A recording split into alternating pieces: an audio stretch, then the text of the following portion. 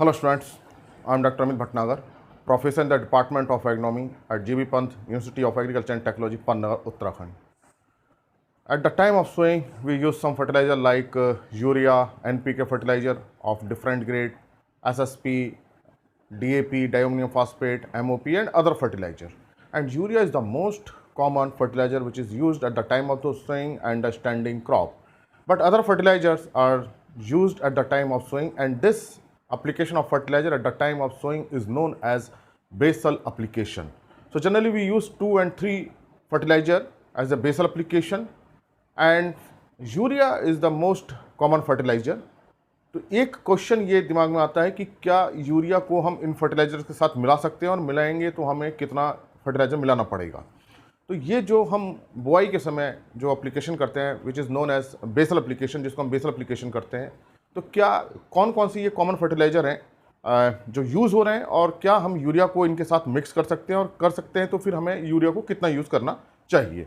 तो at the time of sowing कोई सी भी क्रॉप हो, चाहे वो शुगर केन है, चाहे rice, wheat, maize, whatever, तो most common fertiliser is urea and it contain nitrogen, only nitrogen, and nitrogen content is 46%. And another fertilizer is DAP, diammonium phosphate, and it contain nitrogen 18% and P2O5, this is P2O5 46%. so it contain 2 nutrient. तो जो DAP होता है diammonium phosphate, उसमें 2 nutrient होते हैं. And another fertilizer is SSP, single superphosphate, and it contain P2O5. अगर हम NPK की बात करें अबाउट 16% एंड 12% इज सल्फर. तो फास्फोरस जो है 16% है सिंगल सुपर फास्फेट में. And another fertiliser is MOP, muriate of potash, and it provide only potash and in the form of K2O. It is potassium containing fertilizer and it contain about 60% K2O. It is P2O5 and it is K2O. ये ध्यान देना पड़ेगा, oxidise form है.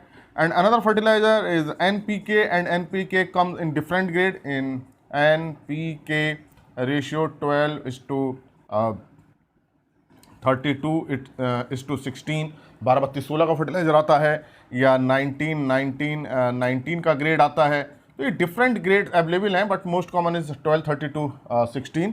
तो जो पहला nutrient है that is nitrogen, second one is phosphorus, and third one is 16, and it is actually nitrogen, phosphorus and P2O5, N2, P2O5 and K2O. So first is nitrogen, second is P2O5, and third one is this potassium in the form of oxide. So can we use this fertilizer with the urea? क्योंकि जो हम urea को use करते हैं तो बहुत common fertiliser है, तो किस किस फर्टिलाइजर को हम यूरिया के साथ यूज़ कर सकते हैं, अगर हम कर रहे हैं तो how much quantity of urea is required. तो देखिए ये जो DAP है, and DAP can be mixed and applied with the urea. So it is no problem, it can be mixed and can be applied. But this SSP के case में क्या है, we can not store, we have to just apply. Mix कीजिए और तुरंत just application, और we can say apply immediately,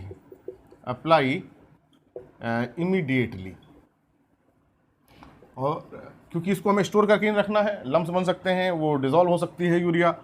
MOP के case में भी यही हमें करना है, एंड अप्लाई इमीडिएटली, उसको तुरंत अप्लाई कर देना है मिक्स करने के बाद. और इसको हम रख सकते हैं, लेकिन हमें रखना नहीं चाहिए. कोई भी फर्टिलाइजर मिक्स करके हमें नहीं रखना चाहिए. Don't store the by mixing the 2 fertiliser. कोई भी 2 फर्टिलाइजर मिक्स करके नहीं रखना चाहिए. और इसमें चूंकि ये बेसल एप्लीकेशन में यूज़ होते हैं, तो इसको हम मिला के तुरंत डालें, and it can B use safely. This NPK fertilizer can be used safely. DAP and NPK can be used safely, but in case of SSP and MOP we have to take care. तो SSP और MOP के case में हमें care लेनी चाहिए. इसको चूंकि basal application है, SSP अगर आप पे DAP नहीं है तो then we have to apply SSP. and potassium source major is MOP, muriate of potash. other source is potassium sulfate, but commonly used is MOP, muriate of potash. तो ऐसे case में urea के साथ हम MOP use कर रहे हैं तो तुरंत उसको अप्लाई करें, स्टोर करके ना रखें. और DAP को हम रख सकते हैं, लेकिन रखना नहीं चाहिए. Safely we can use safely DAP and NPK fertiliser. So we see that if we are using this DAP, SSP, MOP, NPK fertiliser, so this DAP content nitrogen and this NPK content nitrogen. तो अगर हम SSP और MOP डाल रहे हैं तो nitrogen की कोई भी डोज कम नहीं होगी यूरिया के थ्रू, क्योंकि इसमें नाइट्रोजन है ही नहीं। तो अगर हम यूरिया ये SSP और MOP यूज़ कर रहे हैं तो हमें नाइट्रोजन उतना ही डालना है जितना रिकमेंडेड है, तब हमें यूरिया उसके अकॉर्डिंग कैलकुलेट करेंगे। तो इसको मैं हटा देता हूँ। तो ये जो है अब बचता है DAP एंड NPK।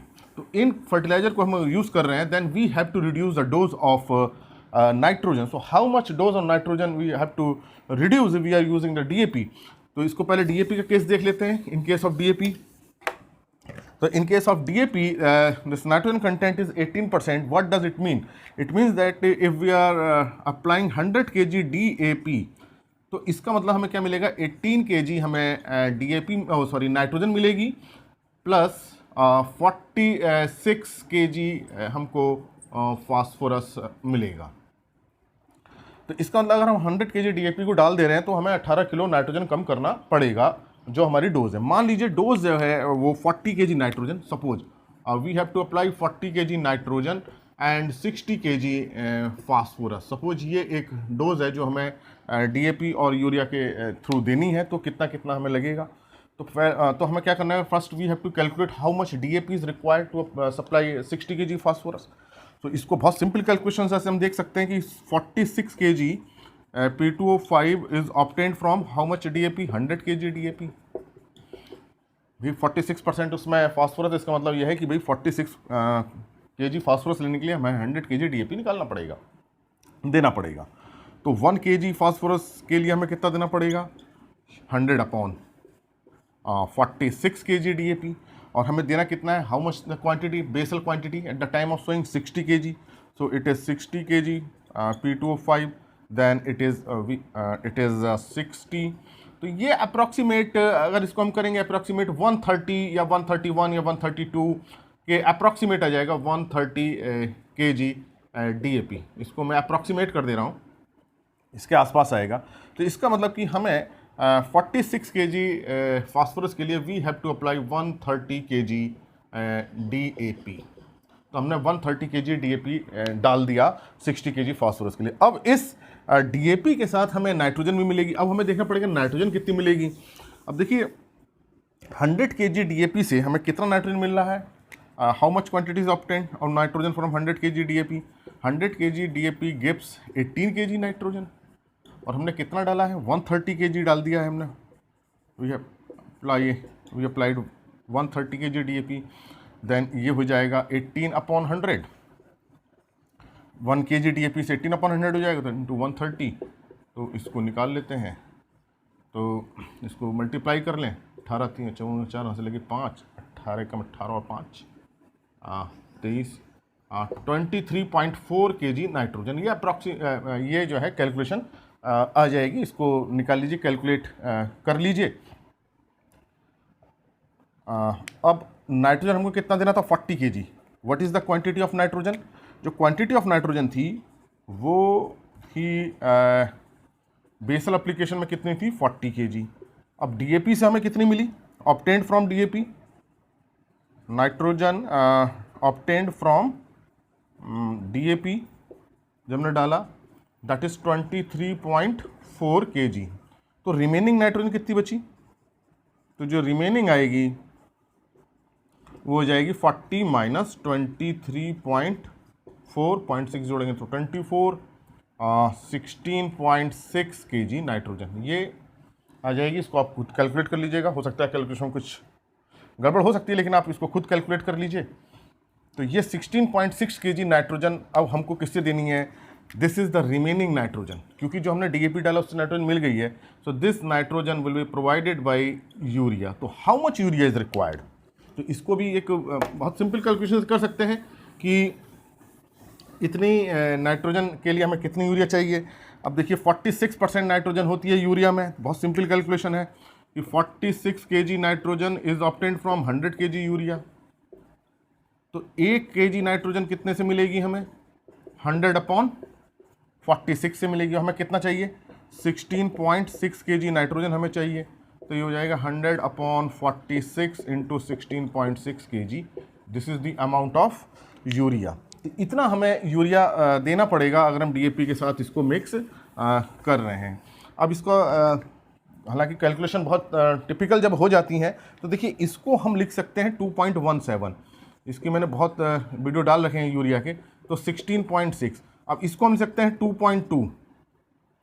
2.2 अप्रॉक्सीमेट कर लीजिए इंटू 16.6। अब ये कैलकुलेशन ईजी हो जाएगी। 2.2 से अगर हम कर लेते हैं इसे, 2 छक 12 तो वहाँ से लगा 1, 2 छक 12 और 1, 13 का 3 यहाँ से लगा 1, 2 2 और 1 3 और 2 3 3 2 5 6 3 36 ये आ गया 36 अप्रॉक्सीमेट 36 kg यूरिया। तो इसका मतलब कि हम इस 40 kg के लिए हमें कितना यूरिया देना पड़ेगा, 36 kg यूरिया।